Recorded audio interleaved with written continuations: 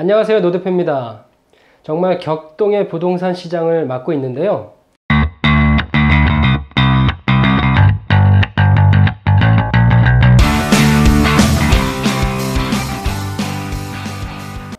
오늘의 주제는 집을 사야 되나 말아야 되나입니다. 불과 얼마 전에 몇 개월 전만 해도 저희 지인들이 저에게 집을 사야 되는지 말아야 되는지 물어보면 제가 조금 지금은 시기가 아니다 라고 말씀을 드렸었어요. 그런데 요즘 무지하게 욕을 먹고 있습니다.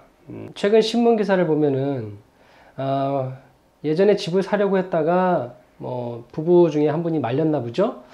그래가지고 그것 때문에 지금 부부싸움까지 났다고 할 정도니 정말 대단합니다. 네. 어떻게 이렇게 비정상적으로 가격이 오를 수 있을까 하는 정도의 생각이 드는데요. 아무래도 집값이 오른 것은 당연히 수요에 비해서 공급이 부족하기 때문인데요. 최근에 강력한 부동산 정책들 때문에 3월달 이전에 금매나 여러 가지 다양한 매물을 통해서 벌써 매매된 물건들은 매매가 되어 버렸고요.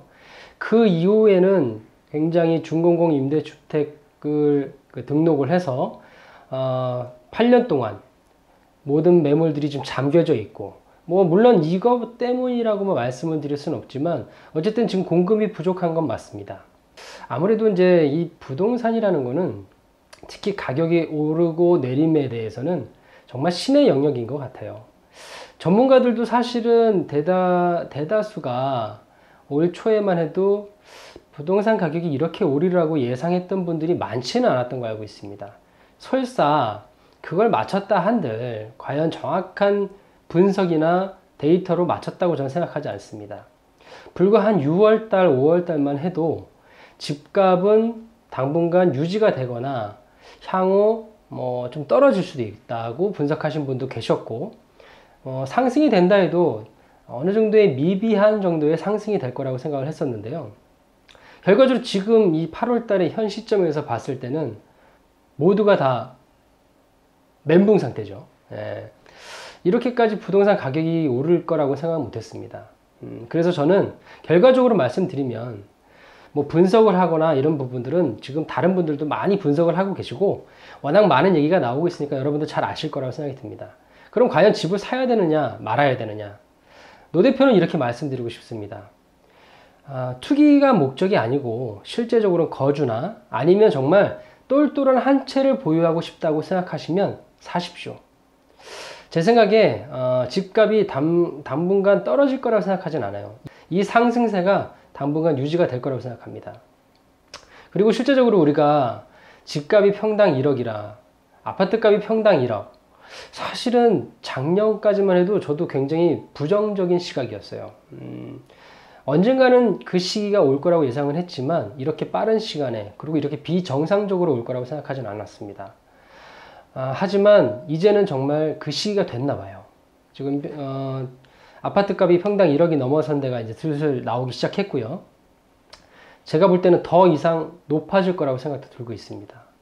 그리고 우리 가까운 인접 국가인 일본만 봐도 도쿄의 최고급 맨션이나 아파트는 평당 1억 5천이 넘습니다. 2억 원에 육박하는 곳들도 많이 있고요. 그렇다고 보면 우리나라도 지금 반포동에 평당 1억 원이 넘는 아파트가 드디어 나왔는데요. 아마 우리나라도 압구정 현대아파트나 한양아파트가 재건축되고 나면 분명히 평당 1억 원이 넘을 겁니다.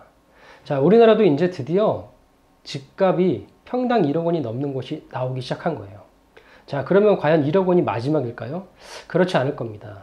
자, 우리나라도 분명히 도쿄처럼 2억 원 이상까지도 갈 수 있는 그런 복합 아파트라든지 최고급 주택이 생길 거예요. 자, 하지만 분명히 집값 하락기도 분명히 있을 겁니다. 일본도 그런 걸 수차례 경험을 했고 꽤 긴 시간 동안 경험을 했었어요. 어마어마한 공급이 있었거든요. 자, 우리나라도 분명히 그렇게 될 수도 있겠지만 어쨌든 이 서울이란 도시, 이 수도권이란 도시는 분명히 제한적인 것이 있습니다. 여러분들이 계속 물가 상승률이나 여러 가지 물가 오르는 거 보면 과연 가격이 떨어지겠냔 말이죠. 자동차 값이 예전에는 1억 하면 무지무지하게 크게 느껴졌어요. 당연히 큰 돈이었죠. 지금은 수입차라든지 또 국산차도 마찬가지지만 1억 넘는 차들이 이제는 엄청 많아졌습니다. 그럼 과연 조금 있으면 2억이 넘는 차들이 얼마나 많아질까요? 자, 집값 저는 쉽게 떨어지진 않을 거라고 봅니다. 자, 이제는 정말 전문가도 예측할 수가 없어요. 자, 정부가 계속적인 대책을 내놓고 있습니다.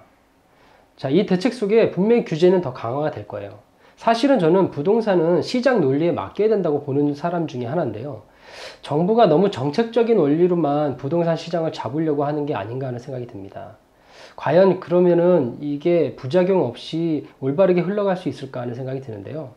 어쨌든 정부도 하다 보면 분명히 뭔가 새로운 방향을 찾겠죠. 하지만 지금 같은 방향은 조금 무리수가 아닐까 생각이 듭니다. 어쨌든 굉장히 강화된 규제들이 계속 나올 거라고 생각하는데요. 뭐 종합부동산세에 대한 부분도 이제 분명히 언급이 될 것이고요. 그러니까 결과적으로 취득세나 양도세, 보유세에 대해 모든 것들을 다 건들 거란 말이죠. 그래서 지금 사실 집값이 오르는데 투기 세력들이 많이 개입됐다? 전 그렇게 생각하지 않습니다. 서울이나 이런 그 강남권이나 이런 부분들에 있어서 공급이 부족하다는 얘기고요. 투기 세력들은 지금 사실은 투기하기 위해서는 너무 규제가 많아요. 그래서 실제적으로는 투기의 목적이 있다고 생각하지는 않습니다. 자, 그러면 집을 사야 된다. 좋습니다. 저는 사라고 말씀드렸습니다. 그럼 어디를 사야 됩니까? 사실 정답은 나와 있어요. 자, 투기 지역이라든지 투기 과열 지구란, 그 다음에 조정 대상 지역. 사실은 이 곳이 해답입니다. 어떻게 보면은 말이 안 될 수도 있지만 사실은 이 부분을 사야 나중에 데미지가 없다는 거죠. 리스크가 없다는 거죠. 예. 그러니까 정말 사야 된다고 하시면 일단은 이 곳들을 저는 추천드리는 바이고요. 물론 당연히 현장 분석, 권리 분석 다 해보셔야 됩니다. 주변 조사 다 해보셔야 되고요. 자, 그 다음은 당연히 서울에서 인접한 수도권이 되겠죠. 그 외 지역은 사실은 지금은 좀 어렵습니다. 그리고 눈치 보셔야 돼요. 사실은 4월 달부터 지금 8월 달까지 계속 눈치를 보라고 했었습니다. 눈치 보면서 관망하고 그 다음에 어떻게 될지 분석하고, 하지만 결과적으로 이렇게 빠른 시일에 이렇게 상승세가 올 거라는 아무도 예측할 수 없었어요. 자, 어쨌든 비정상적으로 매매가가 오르고 있습니다. 지금도 나오는 매물도 별로 없지만 이상의 금액으로 거래가 되고 있어요. 그리고 마지막으로 한 가지만 더 말씀드리자면, 사실 집값이 이렇게 올라가고 있는데 분명히 투자할 곳이 집만 있는 건 아닙니다.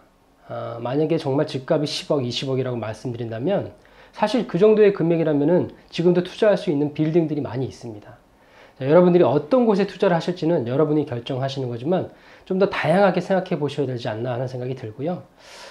저 개인적으로는 좀 더 빌딩이나 이런 부분에 투자를 해서 건물주가 되어보는 건 어떨까 하는 생각도 하고 있습니다.